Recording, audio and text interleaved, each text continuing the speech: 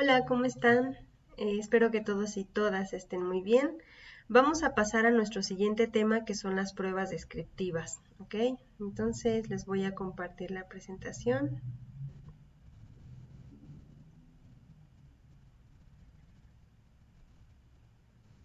Muy bien. Entonces, este tipo de pruebas, las pruebas descriptivas, son parte también de las pruebas analíticas. Por lo tanto, tanto las pruebas de sensibilidad como las discriminativas y las descriptivas trabajamos con jueces entrenados o jueces analíticos. Entonces, como pueden observar en esta diapositiva, tenemos aquí un gráfico que parece una telaraña. ¿Sale? Ese tipo de gráfico se le conoce como gráfico radial o de telaraña y realmente lo que hace es una comparación entre dos o más productos. Aquí, por ejemplo, tenemos dos productos, uno original y uno modificado. El original está coloreado con color verde y el producto modificado con color naranja. Entonces, básicamente lo que hace este gráfico es cuantificar la intensidad de los atributos que están evaluando.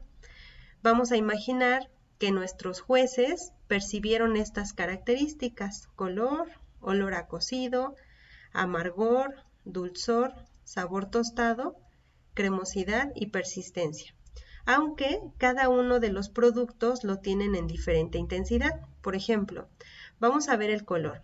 El color del producto original es mucho más bajo que el color del producto modificado, que es mayor, ya que vean, aquí hay una escala del 0 al 4 y podemos observar que el producto original en cuanto al color está calificado como 1.8 aproximadamente, mientras que el color del producto modificado está en 4. Vamos a ver otro parámetro u otro atributo que sería el dulzor. Este, por ejemplo, si podemos observar, tanto el producto original como el modificado se encuentran muy cerca del número 3, ¿vale? Y bueno, en cuanto a este parámetro o a esta característica, los dos productos son muy parecidos. Entonces, este tipo de gráficos nos da un panorama muy general de qué tan parecidas las características de los dos productos se encuentran, ¿sale? Por ejemplo, aquí podemos tener más productos, podemos utilizar más productos y hacer más comparaciones. Entonces aquí este tipo de gráfico radial es muy útil para hacer una evaluación muy rápida y ver qué tan semejantes son mis productos o qué características son más parecidas. A lo mejor en algunos casos me va a convenir que sean iguales y en otros casos no. Eso va a depender del objetivo de nuestra prueba, ¿sale? Sin embargo, nosotros con este tipo de gráfico no podemos identificar si estas diferencias, que aparentemente, por ejemplo, son muy grandes, son realmente significativas. Para eso necesitamos hacer otro tipo de análisis que vamos a ver más adelante, ¿ok? Entonces, como ya vimos, las pruebas descriptivas son parte de las pruebas analíticas y hasta este momento vamos a trabajar con jueces analíticos o entrenados. Vamos a ver algunos conceptos muy básicos que vamos a estar utilizando a lo largo de este tema. Uno de ellos es ¿qué es la estadística? La estadística es una disciplina que nos ayuda a interpretar todos aquellos datos que fueron recolectados, organizados y analizados. Entonces, básicamente lo que hacemos en este tipo de prueba, especialmente en la descriptiva, es esto: vamos a recolectar datos de nuestros jueces, los vamos a organizar en tablas, vamos a analizarlos y mediante los gráficos vamos a interpretar. Entonces, el tipo de variable o la información que podemos obtener de este tipo de estudios son tanto cualitativos como numéricos o cuantitativos. Para el caso de las pruebas descriptivas nos vamos a enfocar en los datos numéricos o cuantitativos. Estos son conceptos muy básicos de estadística. Sabemos que la población representa una totalidad, un todo, Sin embargo, para fines de estadística, es muy complicado hacer un análisis de toda una población. Entonces, lo que hacemos realmente es tomar secciones o partes representativas de la población, ¿sí? Que representan a esa totalidad, a ese todo. A esa porción le vamos a llamar muestra, ¿sale? Las muestras están conformadas a su vez por individuos y estos individuos, que serían nuestros jueces, tienen juicios individuales dependiendo su percepción, etcétera, ¿sale? Entonces, a ese tipo de variables que podemos recolectar, ¿sí? Las podemos clasificar en dos tipos, ya sean cualitativas o en cuantitativas. Entre las variables cualitativas se encuentran las nominales. Este tipo de variables no se pueden ordenar. Un caso de ellos, un ejemplo de ellos sería el género y el color. Son características o variables que no podemos ordenar. No podemos ordenar el color, ni podemos ordenar el género, ¿sale? Sin embargo, son variables que se pueden analizar. Por otro lado, tenemos las variables ordinales. Las variables ordinales también son valores. Estos valores se pueden ordenar a diferencia de las nominales, ¿sale? Un caso de ellos es el grado de satisfacción o la intensidad de sabor. En la prueba de ranking, nosotros realmente lo que hacemos es acomodar o identificar la intensidad de sabor dependiendo la muestra, ¿sale? Estas muestras son soluciones que van aumentando su concentración, por lo tanto la intensidad tiene que ir aumentando. Entonces, esta intensidad la podemos ir acomodando, ¿sale? Porque aunque son variables cualitativas, tienen un orden de intensidad. Otro tipo de variables son las cuantitativas. Existen dos, intervalo y razón. Las de intervalo se miden en escalas donde se emplean unidades iguales. Por ejemplo, la temperatura en grados Celsius. Cada grado que va aumentando, aunque va aumentando, ¿sí? Cada una de las unidades vale exactamente lo mismo, 1 grado Celsius.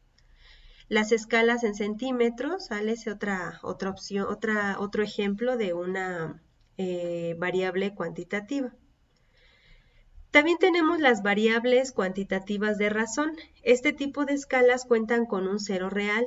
Un ejemplo de ellos es la temperatura en grados Kelvin, donde el cero en este tipo de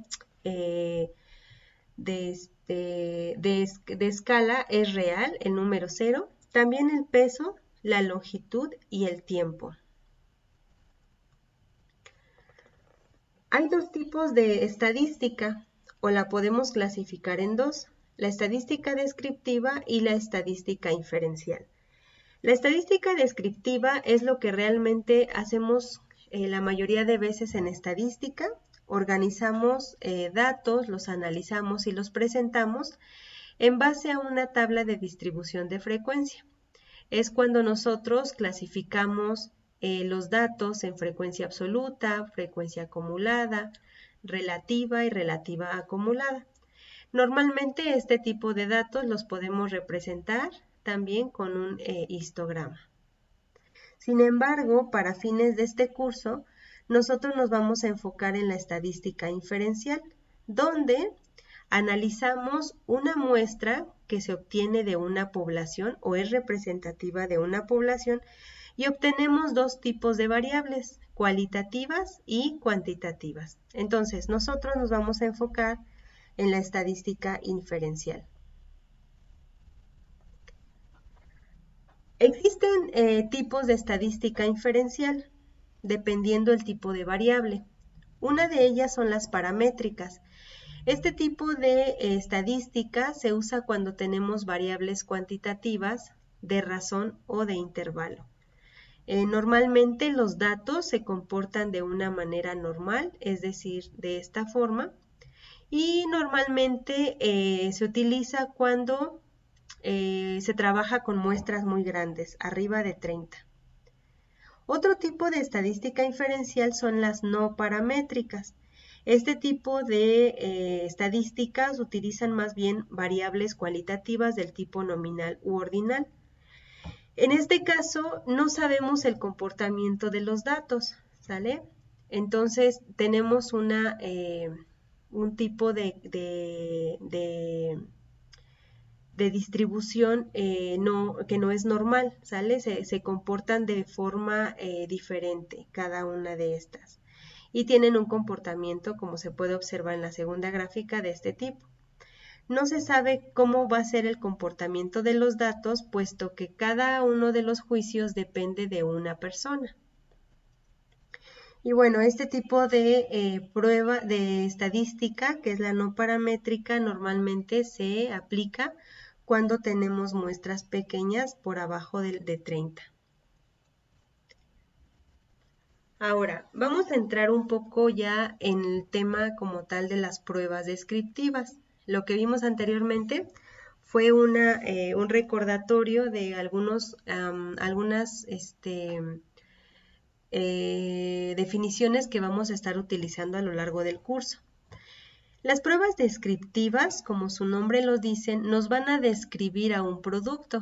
Por ejemplo, este es un gráfico radial, nada más que aquí está coloreado toda la parte, la parte que conforma el gráfico, y podemos observar que es una caracterización de un alimento donde se involucran diferentes atributos. Atributos, por ejemplo, de sabor. Aquí tenemos vainilla, madera, por aquí tenemos fresas rojas, tenemos café, chocolate, vegetal, algunas especies. Y aquí tenemos los gustos básicos, ¿no? Que son amargor, acidez, dulzor. Y por aquí tenemos astringencia, que es una característica trigeminal. ¿Sale? Entonces, nosotros podemos hacer un perfil de este tipo y podemos evaluar diferentes características, no solo de sabor ni de olor. Podemos poner también características o atributos relacionados con la textura, por ejemplo, ¿vale? Entonces, ese tipo de pruebas nos van a permitir obtener una completa descripción de un producto, ¿vale? Entonces, no solo pueden ser, como les digo, de sabor, sino pueden ser de todos los atributos que hemos estado estudiando, de apariencia, de color, de sabor, de olor, y de textura, ¿sale? Son útiles cuando hay un cambio de ingrediente, proceso o control de calidad. Lo que vimos al inicio de la presentación es que estábamos comparando dos muestras. No sabemos si en una de las muestras hubo un cambio de proceso o un cambio de ingrediente que las hace diferentes. Y eso hace que el comportamiento del perfil sea diferente para cada una de las muestras. También la podemos utilizar para definir relaciones sensoriales e instrumentales. Podemos comparar, por ejemplo, la textura instrumental y la textura en boca, ¿sale? Acuérdense que la textura instrumental la medimos con un texturómetro y la textura en boca pues sería por medio de un evaluador, ¿sale? Entonces, esa relación la podemos hacer también con este tipo de perfiles. Normalmente se utilizan de 8 a 12 jueces entrenados, sin embargo se recomiendan que siempre pues se obtengan más porque así si se van unos podemos tener opciones para que no nos quedemos cortos con nuestro desarrollo del proyecto. También en este tipo de pruebas descriptivas se usan referencias. El objetivo principal es entender y acordar el significado de los atributos usados. Normalmente, cada uno de nosotros tiene una percepción diferente de las cosas. Para algunos, a lo mejor un olor a fresa puede ser un olor a grosella y no encuentran la diferencia, ¿sale? Y se aferran a que es fresa y otros a que es grosella, porque cada uno de nosotros tiene una percepción diferente. Entonces, para evitar ese tipo de cosas, nosotros utilizamos referencias. Las referencias son como tal olores o sabores que les damos a los jueces para que identifiquen exactamente del compuesto del que se trata. Es decir, que si estamos hablando de fresas, por ejemplo en olor, les damos un aroma a fresa con las notas de tal como tal la fresa, y esa va a ser la referencia para que puedan definir si se trata de fresas o se trata de grosella, ¿vale? Entonces, ahorita vamos a hablar un poquito más de las referencias. Y bueno, por último, este tipo de pruebas usa escalas de intensidad para cuantificar la respuesta. Es todo un proceso que lleva este tipo de pruebas descriptivas. Aquí, por ejemplo, tenemos el tipo de escalas que utilizamos. Son escalas que no son numéricas y solamente tienen unos extremos o tienen anclados en los extremos la intensidad, ¿sale? Por ejemplo, aquí se está evaluando el sabor y la textura. Este sabor puede ir de poco dulce a extremadamente dulce. Entonces, lo que tiene que hacer el juez aquí es marcar con una línea, ¿sale? Alrededor, bueno, sobre la línea, de acuerdo a su percepción, la intensidad que él identifica del compuesto que está evaluando. Por otro lado, tenemos la textura, por ejemplo, también se puede evaluar textura, sabor, apariencia, todos los atributos que nosotros queramos. Y por ejemplo, esta puede ir de poco cremosa a extremadamente granulosa, ¿sale? Nosotros podemos definir los extremos o los límites dependiendo cuál es el objetivo de nuestro proyecto. ¿Cuáles son las aplicaciones de las pruebas descriptivas? Bueno, aquí por ejemplo ya no vamos a ver si hay diferencias significativas o si hay diferencias solamente como en las pruebas discriminativas. ¿Se acuerdan que en las pruebas discriminativas el objetivo era saber si percibían diferencias, pero no podíamos cuantificar exactamente esa diferencia y a veces ni siquiera saber en qué se basa la diferencia? Aquí la ventaja es que nosotros podemos saber en qué se basa la diferencia, ¿sale? Y la podemos aplicar a diferentes productos. Uno de ellos, o una de las aplicaciones de las pruebas descriptivas, es la comparación entre productos, ¿sale? Podemos comparar un producto que estamos desarrollando nosotros contra uno que ya se encuentra en el mercado. Entonces nosotros queremos saber qué tan igual o diferente es nuestra formulación. Entonces este tipo de prueba descriptiva, es ideal para saber qué características son semejantes y qué características son muy diferentes. Si aquí, por ejemplo, nos interesa igualar una formulación, pues lo ideal es identificar aquellos atributos que difieren bastante de la formulación original. También se utiliza bastante para relaciones con variables de ingredientes o de procesos. Vamos a imaginar que queremos hacer un jamón bajo en grasas, bajo en sales. Por ejemplo, aquí bajan de un 19 a un 14% de sal. Y queremos ver qué impacto tiene esto en la percepción de los consumidores. Entonces, al cambiar la formulación, podemos hacer un perfil descriptivo para ver ¿qué tantas diferencias o similitudes encontraron los jueces entre estos dos productos? Otro de ellos, de las aplicaciones que tiene la prueba descriptiva, es identificar cambios entre un prototipo de laboratorio o planta piloto industrial.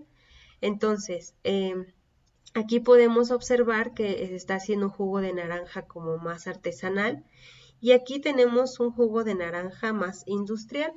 Queremos saber qué características son iguales o diferentes dependiendo la percepción de nuestros jueces. Entonces, bueno, este tipo de pruebas es ideal para saber qué características son similares o diferentes. Por eso le llamamos también caracterización. Con la prueba descriptiva realmente lo que hacemos es caracterizar a los alimentos. Y bueno, como ya vimos al inicio de la presentación, una de los objetivos principales es definir características sensoriales. Qué tanto color, qué tanto olor a cocido identifican, por ejemplo, entre cada una de las muestras Y bueno, en este caso podemos medir su intensidad porque realmente lo que hace este gráfico es medir la intensidad de cada uno de los atributos. Otras aplicaciones no solo son en los alimentos como tal, sino que también se ha utilizado en otros productos. Por ejemplo, aquí están comparando dos perfiles sensoriales de shampoo, ¿sale? Donde varían la adición de fragancias. Entonces, quieren ver qué características se ven afectadas o beneficiadas al hacer esta adición de fragancias. Por otro lado, también podemos establecer uniformidad entre lotes diferentes o en diferentes plantas. Queremos observar la relación que tienen ciertas variables físico-químicas y las características sensoriales. Entonces, también las pruebas descriptivas se ha aplicado para evaluar otros tipos de productos que no son realmente alimentos. En la industria farmacéutica también se han utilizado bastante este tipo de pruebas. Aquí, por ejemplo, podemos observar que hicieron un perfil sensorial. Están comparando dos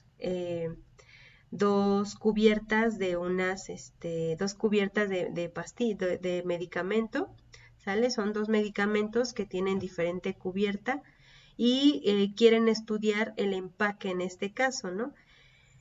Y ver sus características sensoriales o analizar sus características sensoriales. Entonces, esta es otra forma en que se puede representar el gráfico radial.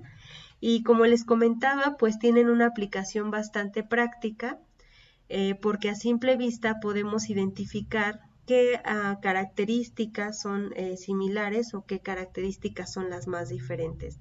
Si en este caso el objetivo es que esa cubierta o ese empaque del medicamento tenga características similares, pues tendrían que enfocarse en ver todas estas características que son muy diferentes, ¿sale?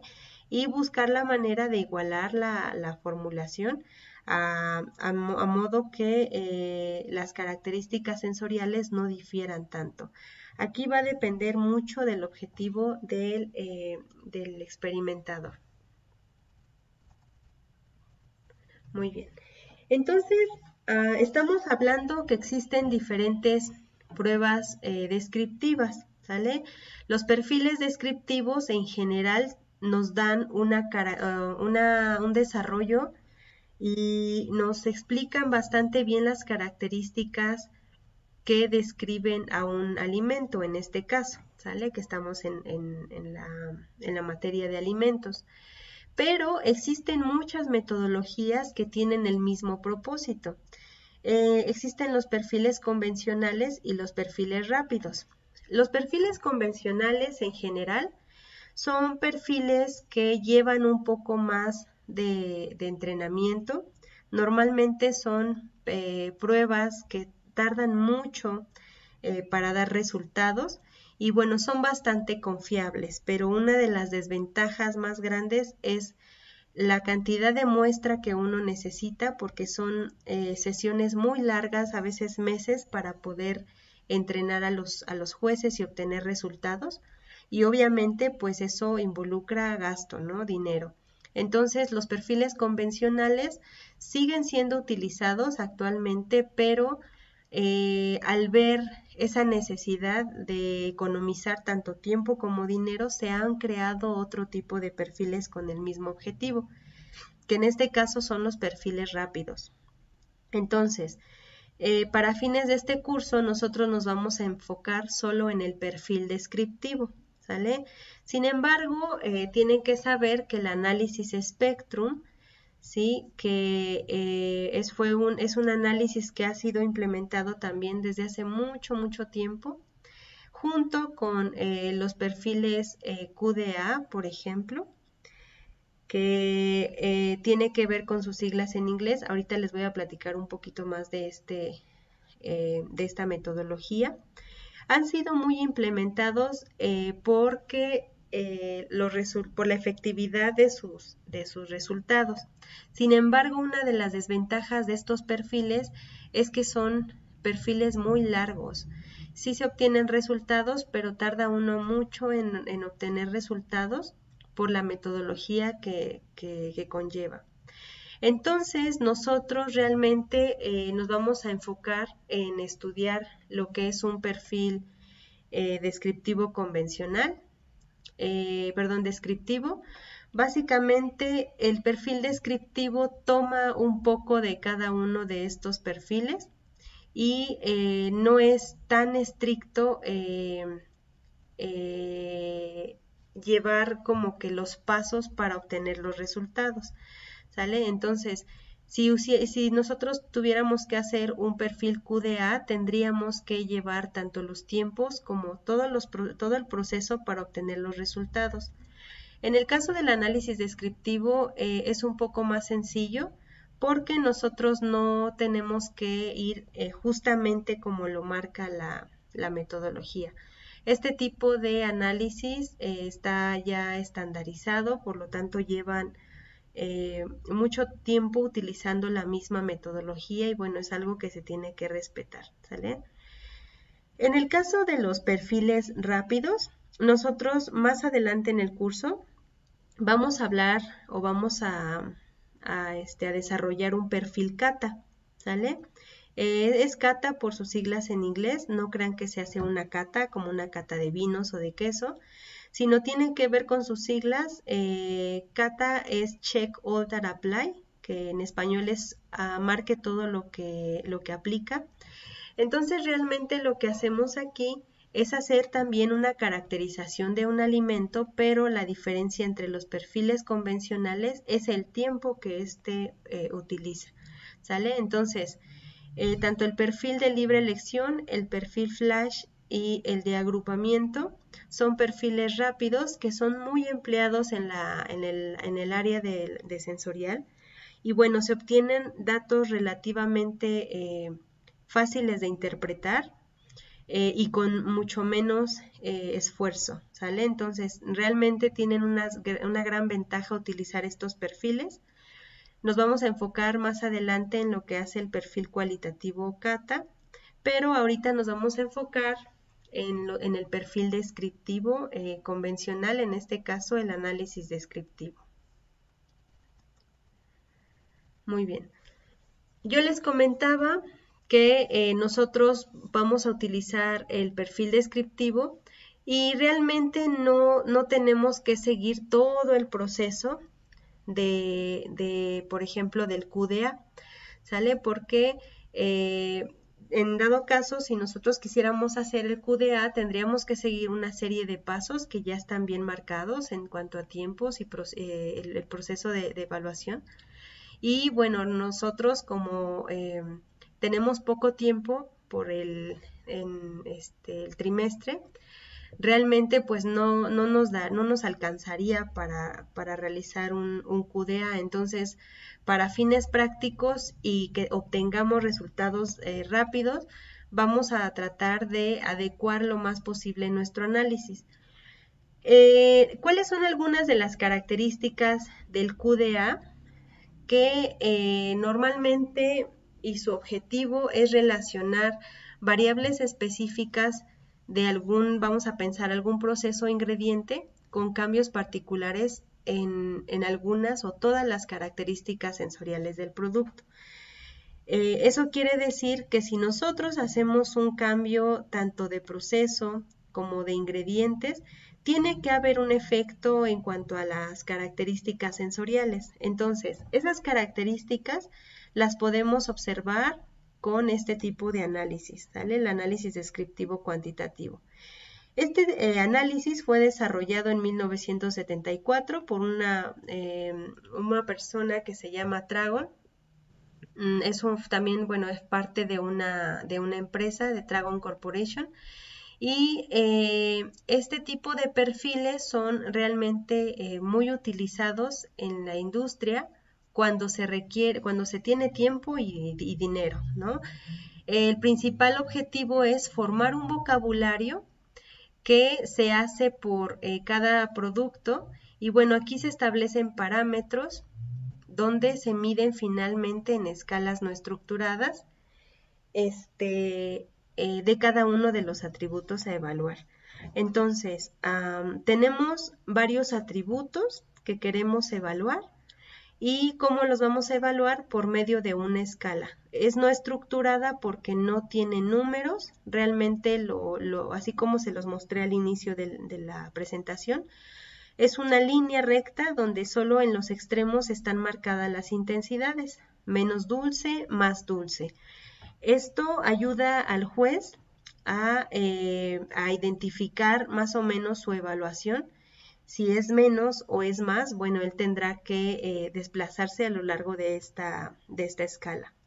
Los jueces deben de estar súper bien entrenados, aproximadamente, y esto es poco, se pueden utilizar de 1 a 15 años de experiencia para que puedan ser como jueces muy entrenados. Dependiendo del tipo de producto, bueno, puede llevar de 50 a 59 horas para que podamos decir que el juez ya está totalmente entrenado. Entonces, pues como ustedes pueden ver, nosotros no tenemos ese tiempo, así que no podríamos realizar un QDA en el curso, pero vamos a desarrollar un perfil descriptivo. El perfil descriptivo toma un poco de todas las pruebas y no es tan rigurosa en cuanto a su metodología, ¿sale? Aquí, por ejemplo, como ya saben, tenemos que utilizar jueces entrenados. Se requieren al menos 12 personas para poderla desarrollar. Este es el tipo de cuestionario o ¿cómo se llaman? De escalas que se les entrega a los jueces para que puedan evaluar los atributos. Yo les comentaba que podemos hacer una evaluación de todas las características que nosotros nos interesen del producto, ¿sale? Si estamos evaluando, en este caso, 2 productos y nos interesa saber características que queremos asemejar al otro producto, debemos a pensar en uno comercial. Tenemos que identificar bien qué atributos nos van a ayudar a identificar si realmente son semejantes. Bueno, aquí por ejemplo en esta lista ustedes pueden observar que está dividido en varios atributos. Tenemos atributos de apariencia, de olor, de gusto, aroma y textura y trigeminal, ¿sale? Entonces, realmente lo que nosotros estamos observando es una línea recta donde no hay números, es una línea no estructurada y simplemente están marcados en los extremos el mínimo y el máximo, ¿sale? Aquí, por ejemplo, en apariencia podemos poner aquí color, por ejemplo, ¿no? Aquí enfrente, y pedirle a los jueces que ellos identifiquen si el color es mínimo o está más pegado hacia el mínimo o hacia el máximo. Si vamos a comparar 2 productos, como es el caso de las pruebas descriptivas, lo ideal es que se marquen dos marcas, ¿no? Que se tengan 2 marcas, una del producto original y otra del producto que a lo mejor se está desarrollando. Entonces, bueno, todos estos atributos nosotros los vamos a determinar dependiendo cuál sea el objetivo de nuestro proyecto, ¿sí? Si solo nos interesa ver cómo se afecta la textura de vamos a pensar de un helado cuando se cambió la formulación, pues solamente tendríamos que tener aquí atributos de textura, ¿sale? Por ejemplo, dureza, número de cristales, derretimiento, etcétera. Y nuestros jueces tendrían que evaluar de acuerdo a esta escala si están en el mínimo o en el máximo, dependiendo la muestra que estén probando. Ahora, vamos a ver cuáles son los pasos del perfil descriptivo. No vamos a hacer un QDA, recuérdenlo, porque no tenemos tiempo de hacer un QDA. Sin embargo, los pasos del perfil van muy de la mano con lo que se hace en un QDA, pero bueno, aquí realmente lo que vamos a hacer es evitar tardarnos tanto y obtener resultados lo más parecidos a un QDA. El primer paso es la selección del panel sensorial. En este caso, vamos a seleccionar solo personas que tengan la habilidad sensorial, capaces de describir un producto, cuantificar las propiedades sensoriales que éste posee, ¿sale? Entonces, para este caso o para este punto, nosotros ya tuvimos que haber hecho una selección de jueces o una preselección de jueces. Ya tuvimos que haber aplicado nuestro cuestionario de preselección, ya tendríamos que haber hecho las pruebas de sensibilidad e incluso podríamos hacer pruebas previas como son las discriminativas. Esto para ver si nuestros jueces que vamos a proponer realmente tienen esa habilidad descriptiva en este caso. Acuérdense que no todos tienen la misma habilidad, entonces la habilidad descriptiva es otro tipo de habilidad que tienen los jueces y realmente donde nos damos cuenta qué tan hábiles son es cuando describen a un producto en base a diferentes características que nos interesan. También la selección del panel sensorial se basa en su desempeño durante la evaluación del producto, ¿sale? Es una práctica o es un proyecto muy largo, como les comentaba, y bueno, deben de ser constantes, ¿no?, en su participación. La segunda parte que ya que ya hicimos la selección de jueces y ya tenemos a los posibles panelistas que van a trabajar, es desarrollar o generar la lista de atributos que van a describir. Una vez que nosotros ya seleccionamos a los jueces, dependiendo su habilidad sensitiva, su habilidad descriptiva, estas personas nos van a ayudar a desarrollar un vocabulario que van a describir los atributos del producto, ¿sale? Aquí, por ejemplo, ellos tienen que identificar la variedad de muestras y referencias y tienen que ir identificando el vocabulario dependiendo de la muestra, básicamente, ¿sale? Entonces, ellos van a utilizar tanto las muestras, ¿sí?, que es lo que van a realmente evaluar, la comparación, van a evaluar las dos muestras que quieren comparar y van a utilizar referencias. Las referencias, como les indicaba, son, como su nombre lo dicen, son referencias de ciertos olores o sabores, ¿sale?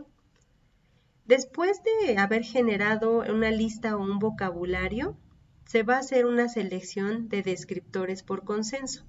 Es decir, nosotros, imagínense que cada juez tiene una percepción diferente y nos hace una lista de atributos individual. Entonces, si son 10 personas las que estamos utilizando para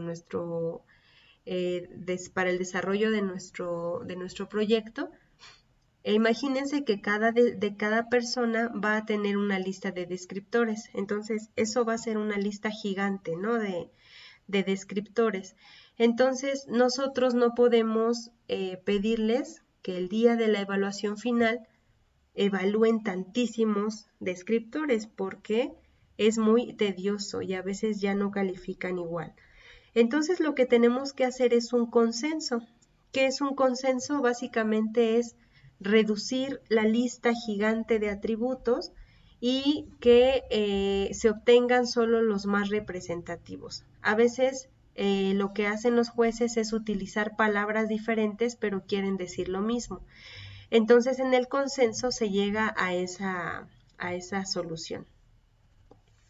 El lenguaje debe de ser fácil de aprender y significativo para el producto de la evaluación, porque al momento ya de estar evaluando tantas muestras, vamos a pensar que se están evaluando 4 muestras, a veces ya no saben ni qué están evaluando, ¿no? Necesita ser un vocabulario que sea fácil de interpretar. La palabra debe de ser una palabra que inmediatamente nos lleve al significado y no tengamos que pensar mucho qué atributo es el que estamos evaluando, ¿sale? Entonces, seleccionamos al panel dependiendo su habilidad sensorial, generamos una lista de atributos entre todos los jueces y después hacemos un consenso para obtener una lista reducida.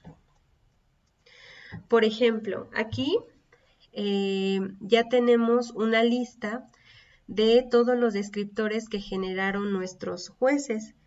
Pueden observar que se obtuvieron 6 atributos de apariencia, 6 de olor, 29 de olor, 4 de gusto, 18 en aroma en boca y sensaciones en boca 4, ¿sale? En total fueron 61 descriptores.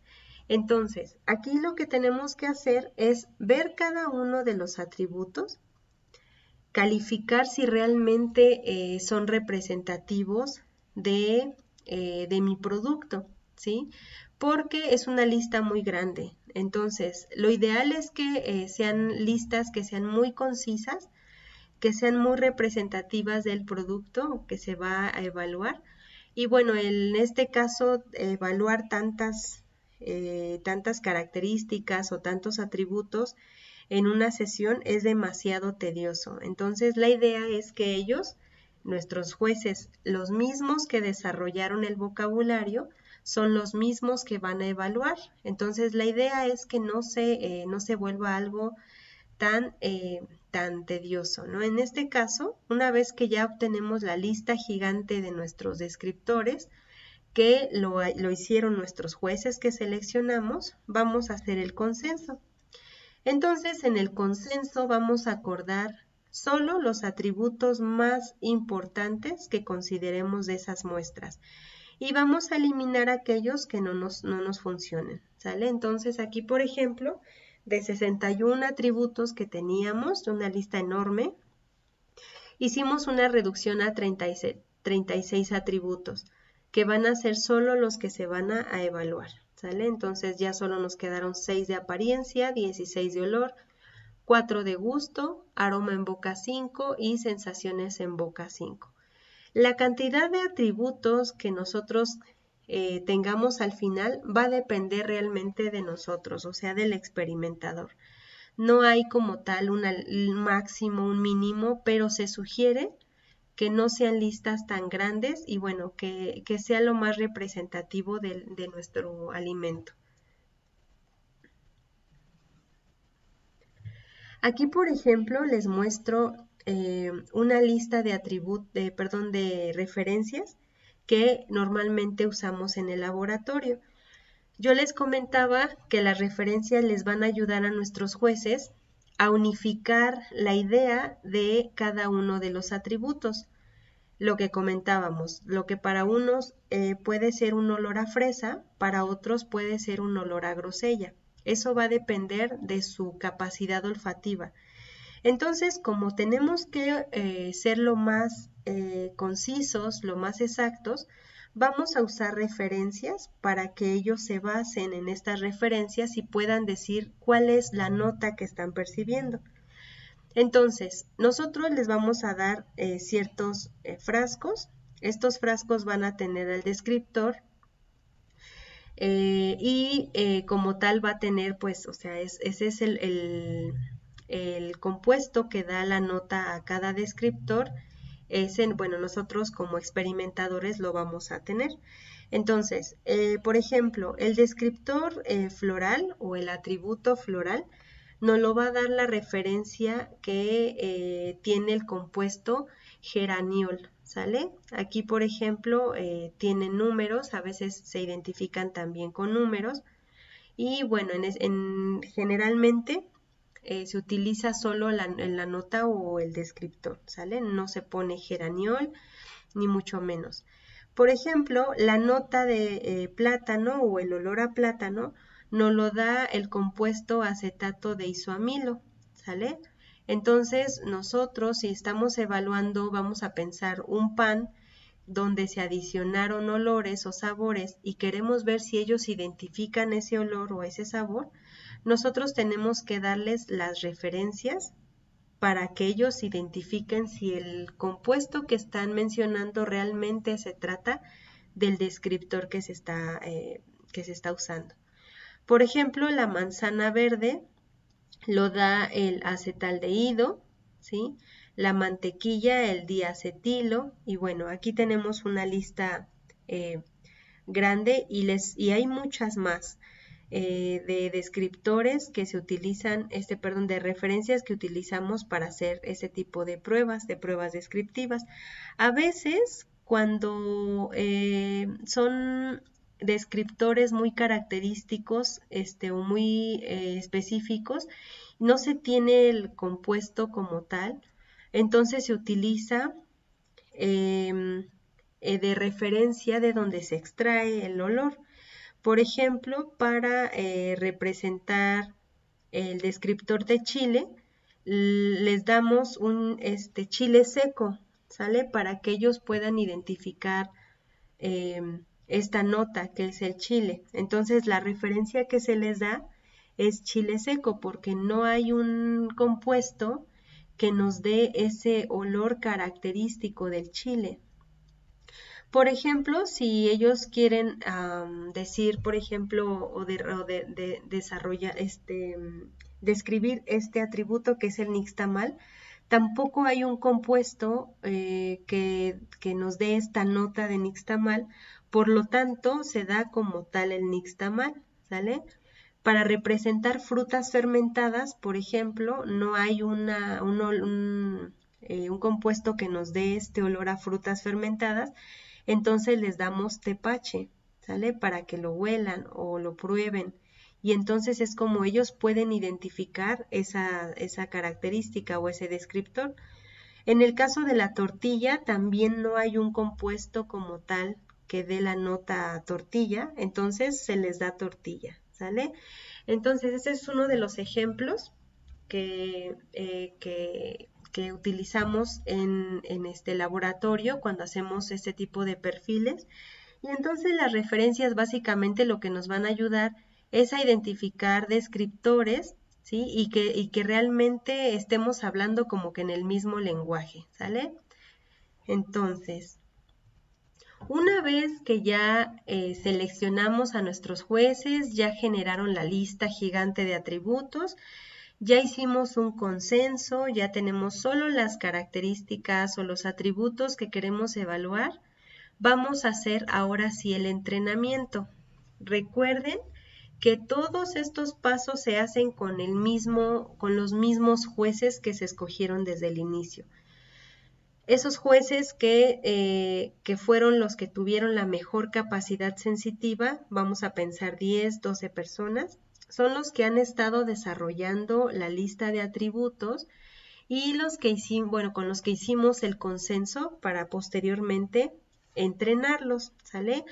Ya tenemos la lista que que vamos a utilizar para entrenarlos. Entonces, aquí, como les había dicho, tenemos que utilizar un lenguaje común para que todos identifiquen la misma característica y bueno, que estemos hablando de lo mismo, ¿sale? Es decir, que si hablamos de un olor a fresa, ya todos estén bien capacitados o bien entrenados de qué es el olor a fresa y si no lo están, pues ahí están las referencias, para eso son. Posteriormente, aquí dice que el término descriptivo debe tener el mismo significado para todos los jueces. Aquí, bueno, hay dos procesos, que es la abstracción y la generalización. Básicamente de lo que se trata esto es de que todas las personas que son nuestros jueces entiendan lo mismo por el atributo que se está describiendo. Vamos a pensar que si estamos hablando de cristales de hielo, en el caso de un helado o de muestras de helado, los cristales de hielo, esa característica debe de ser la misma para todos los jueces, ¿sale? A veces los helados tienen cristales o como arena, son como un poco arenosos, no sé si lo han percibido. Muchas de las veces esas partículas que no son muy uniformes se pueden observar en el helado. Entonces, mucha gente lo puede relacionar con cristales de hielo porque son partículas que no se disuelven rápidamente en la boca. Sin embargo, esas partículas puede que no sean cristales de hielo, sino que sean cristales de lactosa. Los cristales de lactosa se forman por la fluctuación de temperaturas y provoca que exista esa textura como arenosa. Si nuestros jueces no están bien entrenados y no entienden lo que es cristales de hielo en el helado, pueden confundir esos cristales de lactosa con los cristales de hielo, ¿sale? Entonces, nosotros tendríamos que explicarles perfectamente el significado de cada uno de los atributos para que al momento de calificar, todos califiquen con el mismo nivel de abstracción, ¿sale? O sea, que todos sepan que el significado es el mismo para todos, ¿sale? Entonces, estos dos procesos, como les comentaba, consta de la abstracción y generalización. En la abstracción, básicamente, el juez va a reconocer el concepto relacionado con un estándar, ¿sale? Por ejemplo, en este caso, pues, los que les mostré anteriormente, ¿sale? Tienen que identificar si estamos hablando de una nota de fresa o una nota de grosella basándose en un estándar. Y bueno, la generalización en este caso ya se logra reconocer el descriptor dentro del producto sin necesidad de compararlo. O sea que aquí ya no se va a utilizar la referencia. Una vez que el juez ya entendió bien de qué se trata el olor o el sabor, ya no utiliza el estándar. Una vez que ya está bien amaestrado, vamos a decirlo así, ya identifica bien de qué estamos hablando, ya no es necesario utilizar el estándar. Eso ya es la generalización. Eso quiere decir que el juez ya sin necesidad de estándar puede identificar la nota fresa, vamos a imaginar en un pan, ¿no? Que ya está en un alimento, sin necesidad de compararlo con un estándar.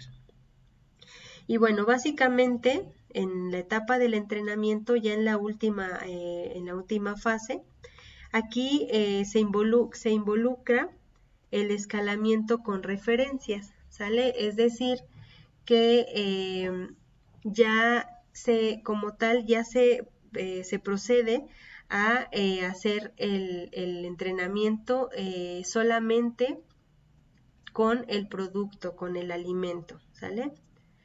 Una vez que ya entrenamos a nuestros jueces, ya todos tienen el mismo lenguaje, ya todos entienden el mismo lenguaje, tenemos el mismo significado para cada atributo, ya utilizaron estándares para identificar de qué se está hablando y ya lo pueden identificar en el alimento, se va a hacer una evaluación formal, ¿sale?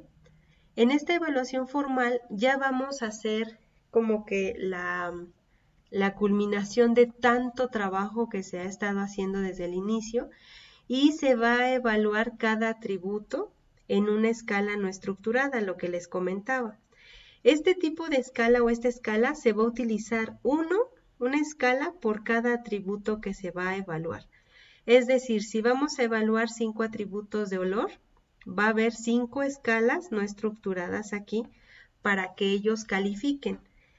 Entonces, este tipo de escala, como les comentaba, nos va a representar la magnitud de la intensidad que ellos perciben. Entonces, si por ejemplo estamos evaluando el pan, un pan, vamos a imaginar, que donde le estamos cambiando la formulación y lo vamos a comparar con una muestra comercial, en esta línea tendría que haber 2 anclas, una para el pan comercial y otra para el pan que estamos formulando.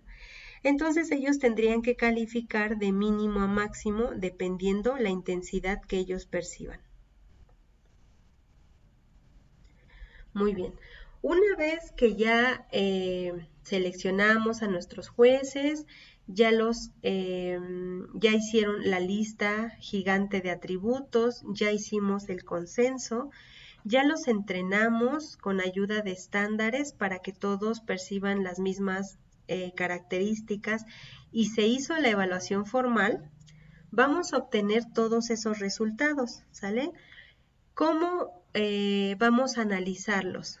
Una vez que ya tenemos los resultados de las intensidades, que normalmente esta línea es de 15 centímetros, nosotros vamos a extraer los resultados en milímetros, ¿sale? Entonces, aquí, por ejemplo, tendría que haber 150 milímetros, ¿sale? Y vamos a imaginar que aquí tenemos las anclas de nuestros dos productos.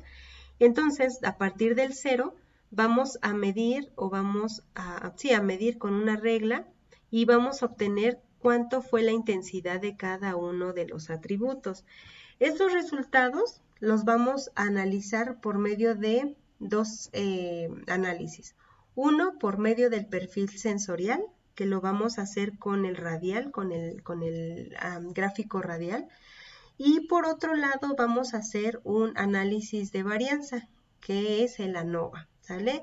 Entonces, ya tenemos nuestros resultados, los vamos a extraer y vamos a hacer esos dos análisis para realmente identificar lo siguiente. El objetivo principal de hacer nuestro análisis de resultados es saber si los jueces fueron capaces de reconocer diferencias en todos los productos, ¿sale? Esta es una de los muchos objetivos que tiene este tipo de análisis, ver si realmente los jueces pudieron identificar las diferencias entre, vamos a pensar, esos dos productos que se estaban evaluando. Otra característica u otro objetivo es también establecer si algún término no está siendo entendido por algún juez o por el grupo en general. Entonces, por medio de estos análisis, nosotros nos vamos a dar cuenta si realmente está habiendo ese entendimiento para cada uno de los atributos o hay algo que no está bien. Puede ser que solo sea la percepción de un juez o puede ser que sea el grupo en general. Cuando es el problema de un juez que a lo mejor no está identificando o no está entendiendo bien el término, es fácil porque se puede reentrenar. El problema es cuando es todo el grupo. Y si ya se hizo la evaluación formal y ya se llevó a cabo todo el proceso, pues es un poco difícil trabajar otra vez todos esos pasos y volver a reentrenar a todo el grupo. Otro objetivo también es establecer la variabilidad de cada juez, es decir, cuánta variabilidad existe entre cada juicio de nuestros jueces, ¿sale? También esa característica la podemos ver con este tipo de análisis. También con nuestro análisis de los resultados vamos a estimar la variabilidad del producto entre repeticiones, es decir, si nosotros, por ejemplo, no hacemos una repetición, pues solamente va a haber una y no vamos a poder hacer esta parte.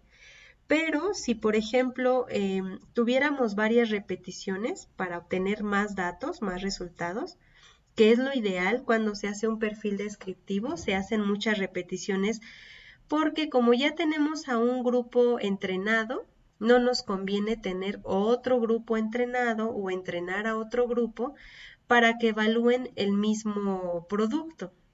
Entonces lo que hacemos aquí es pedirle a los jueces que hagan varias sesiones formales y que nos ayuden a evaluar los productos en varias sesiones, ¿sale?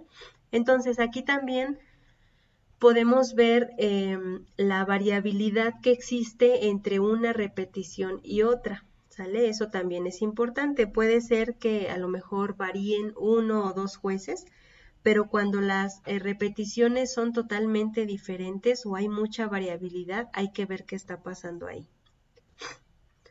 Otro objetivo también del análisis de los resultados es establecer la relación entre productos.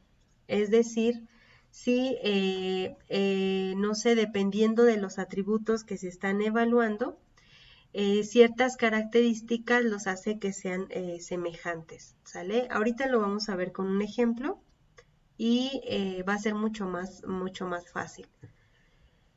Una vez que ya obtuvimos esos resultados de las intensidades, vamos a generar nuestro perfil sensorial, ¿sale? Es un perfil sensorial tipo radial, ya les expliqué por qué se llama así, o también se le conoce de telaraña, ¿sale? De perfil sensorial de telaraña.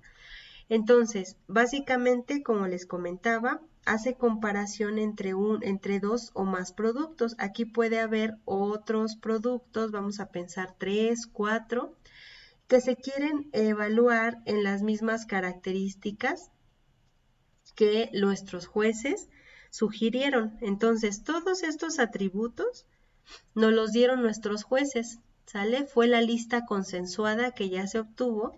Y en este caso, pues aquí ya hicieron el análisis, ya midieron en la escala no estructurada y realmente lo que estamos haciendo aquí es representar los promedios. Entonces, el perfil sensorial se genera usando los promedios de las intensidades de las escalas, ¿sale? Entonces, cuando ustedes hagan sus perfiles, necesitan tener los promedios de cada uno de los atributos, de etanol, floral, vainilla, y realmente lo que nos va a hacer es una comparación entre promedios o entre medias, ¿sale? Entonces, esto es lo que hace el perfil sensorial. Ahora, yo les comentaba que a veces el perfil sensorial no es suficiente porque nosotros no sabemos si esta variabilidad de resultados o si esta diferencia realmente es significativa.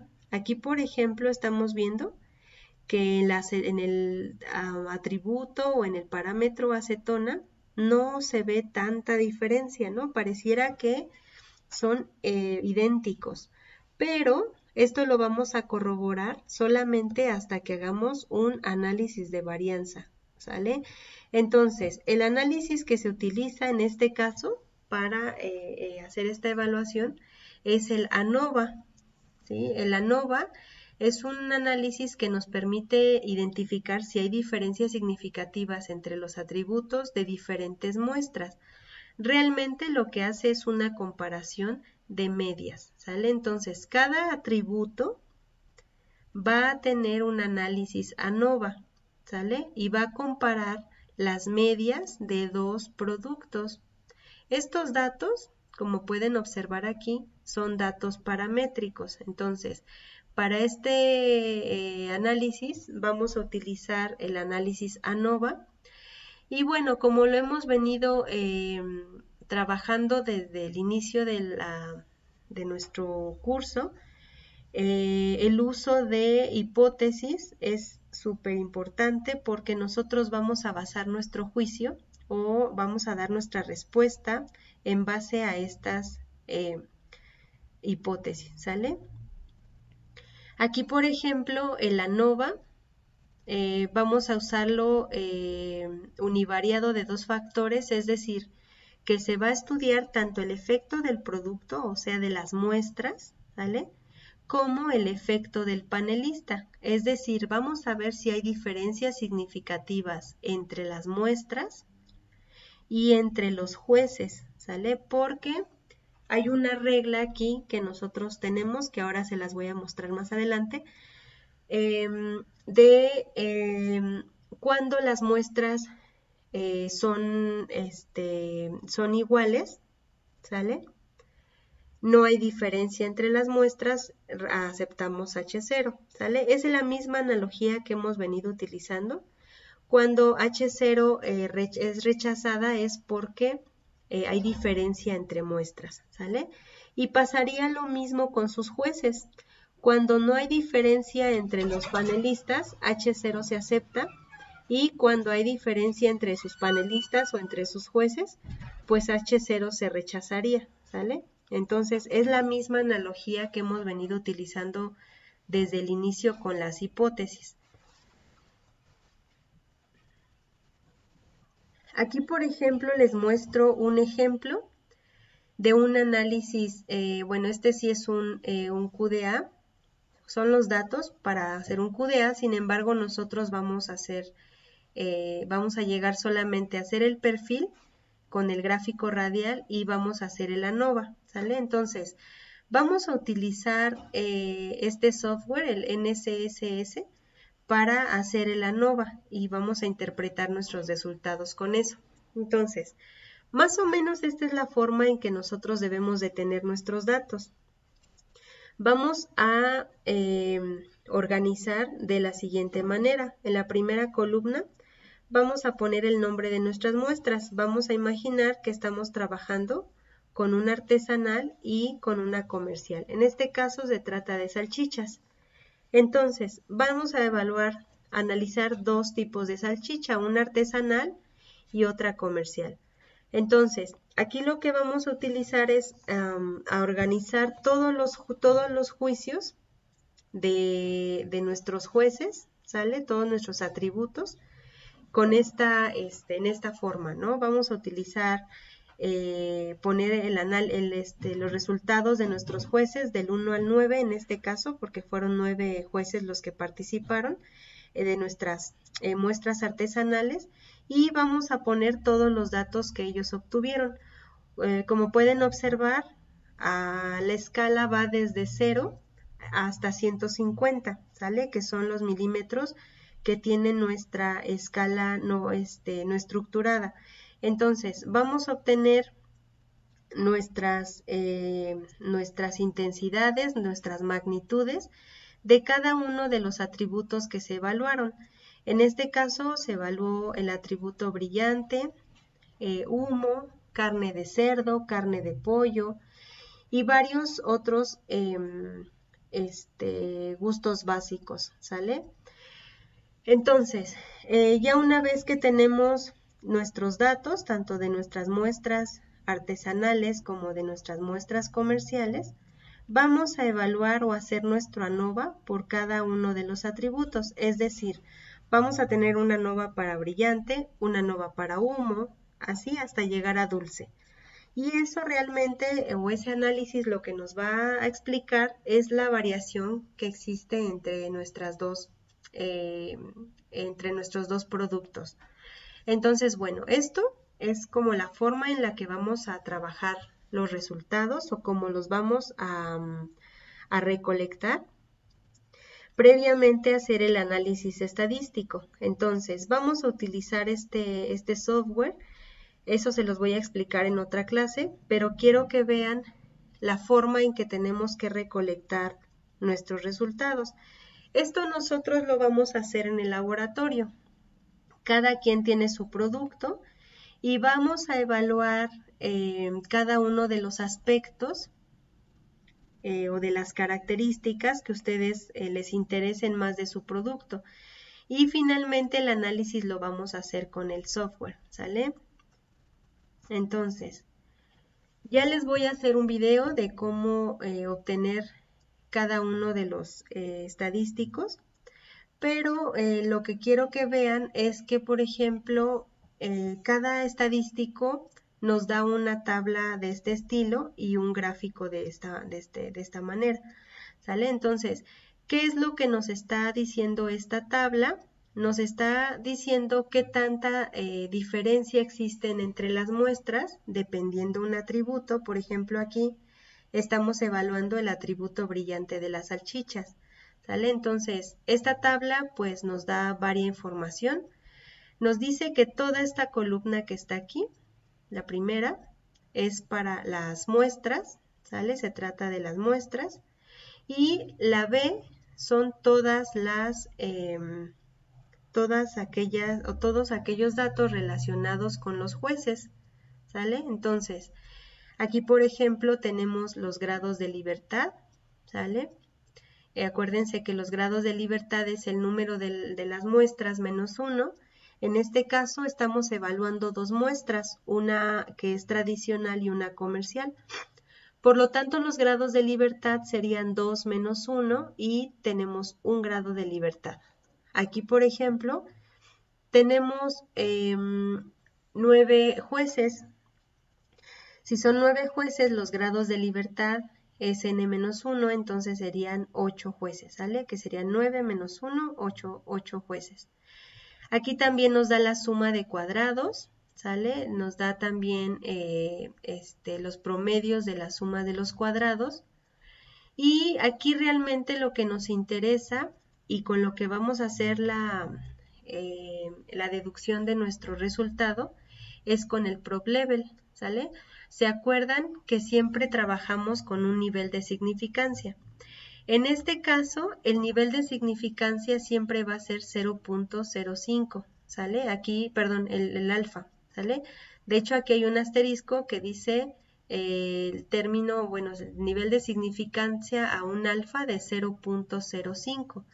Entonces, si nosotros tenemos este nivel de significancia como base, todos los resultados del ProbLevel que sean menor a 0.05 van a ser significativos, ¿sale? Entonces, aquí por ejemplo lo que nos está diciendo nuestros resultados en cuanto al nivel de al ProbLevel es que hay diferencia significativa, de hecho hay un asterisco aquí y lo marca también en el ProbLevel, en aquel efecto que haya provocado significancia. Y por ejemplo, en este caso la muestra o las muestras fueron significativas porque el ProbLevel fue de 0.01.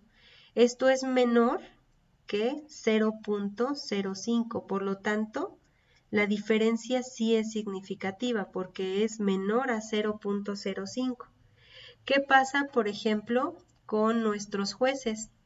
El juicio de nuestros jueces no fue significativo porque el valor del ProbLevel es de 0.44, mucho mayor de nuestro nivel de significancia o nuestro alfa o nuestro nivel o nuestro alfa, ¿sale? Que fue de 0.05. Entonces, acuérdense, siempre que vean el asterisco es significativo. Entonces, solamente tienen que saber que el valor es menor a 0.05 y eso lo pueden corroborar ustedes, ¿sale? Entonces, van a darse cuenta de que ese atributo tuvo un efecto significativo porque está marcado en el ProbLevel o el valor del ProbLevel es menor a 0.05, ¿sale? Entonces, otra característica que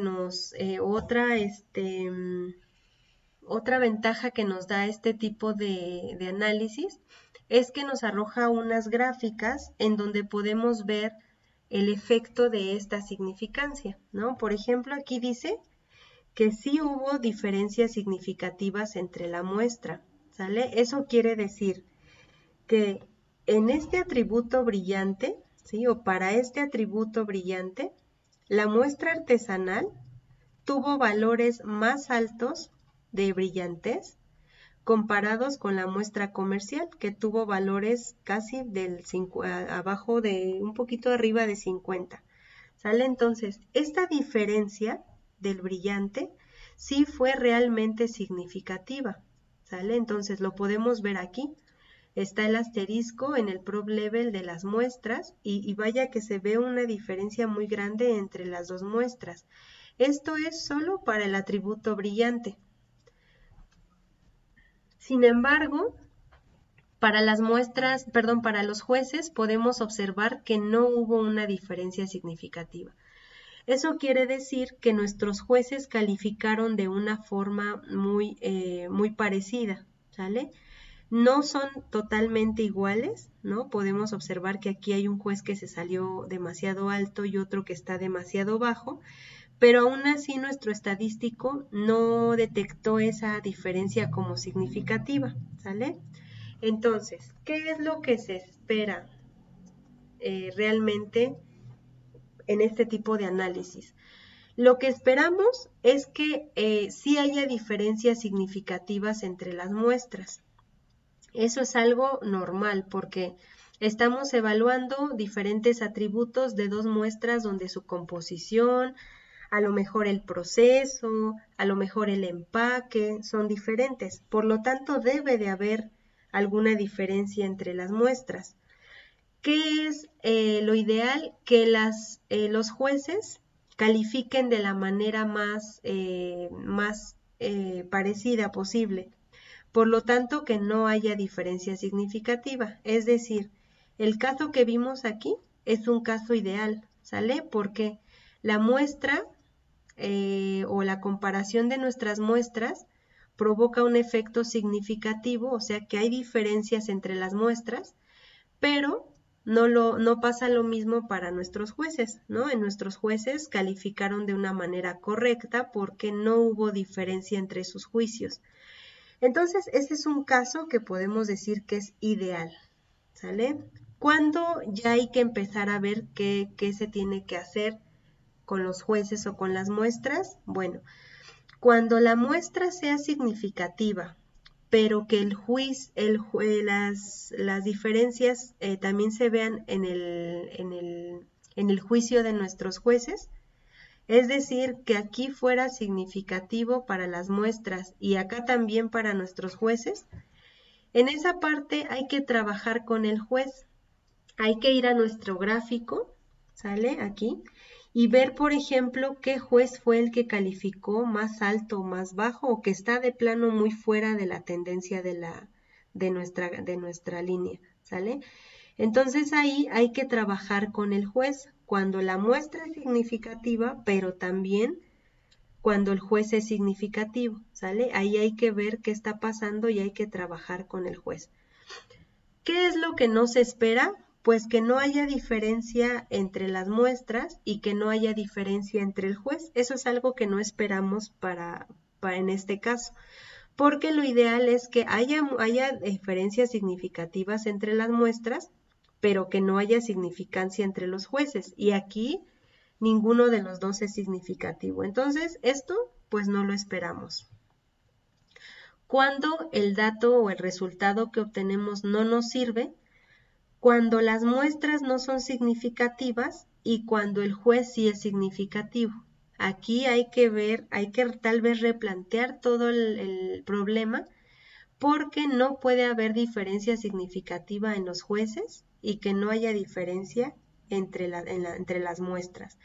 Entonces, este es el caso ideal, ¿no? Sin embargo, puede pasar esto, que haya diferencia significativa en la muestra y también con mis jueces. En ese caso, se puede resolver rápido y lo que podemos hacer es identificar el juez que está calificando mal y ver qué está pasando con ese juez. Ahora, por ejemplo, aquí tenemos dos casos, ¿no? De esta lista que les dije, la ideal y lo que no se espera. Entonces, por ejemplo, aquí se está haciendo una evaluación, no dice de qué. Ah, sí, es el mismo, es el de brillante, el atributo brillante, el que vimos anteriormente, y el atributo humo. Entonces, pueden observar aquí, por ejemplo, que, bueno, los jueces aquí están arriba y las muestras abajo.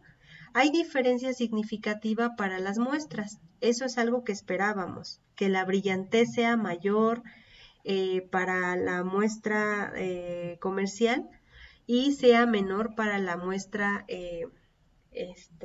tradicional, ¿sale?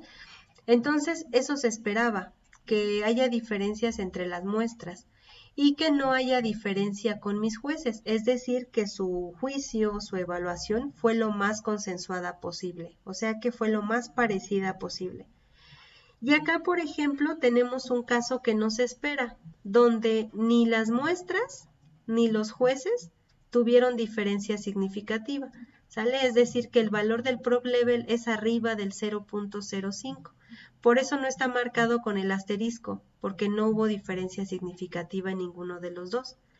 Y bueno, en este caso, pues hay que ver qué está pasando, porque aquí, por ejemplo, podemos ver que la calificación de humo fue muy parecida para las dos muestras y que tampoco la evaluación de los jueces fue muy diferente. Entonces, ahí hay que analizar qué es lo que está pasando. Se puede replantear la prueba o trabajar con estos jueces que a lo mejor calificaron de una manera más disparada, ¿no? Entonces, al final de cada uno de los análisis, es decir, vamos a hacer una nova para el atributo rosa, que son estos colores, ¿sale? Rosa, marrón, café.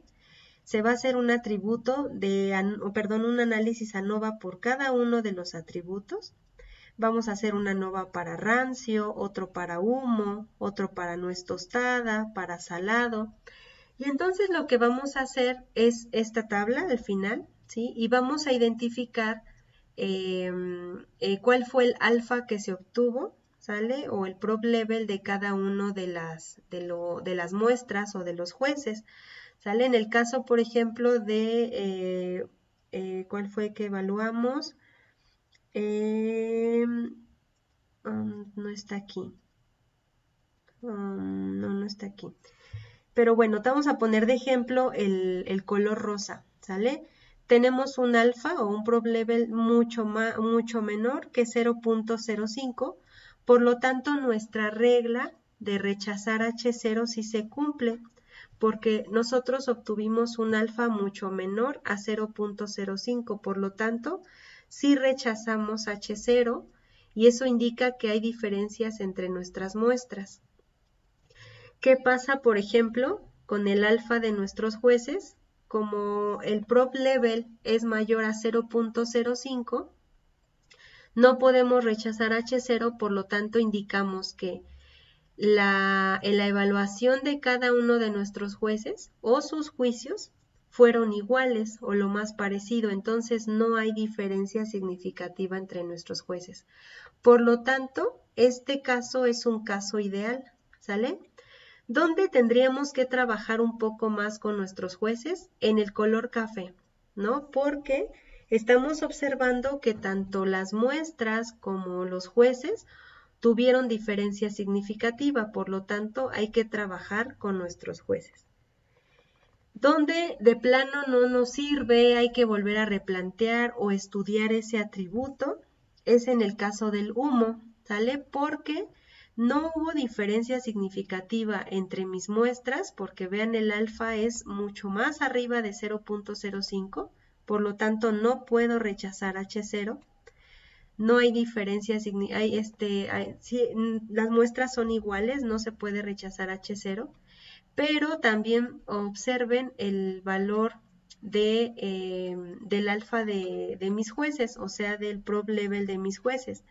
Es mucho menor que 0.05, por lo tanto sí hay diferencia significativa. Y esto es algo que pues de plano no nos sirve porque queremos que haya diferencia entre nuestras muestras y que no haya diferencia con mis jueces, y es todo lo contrario.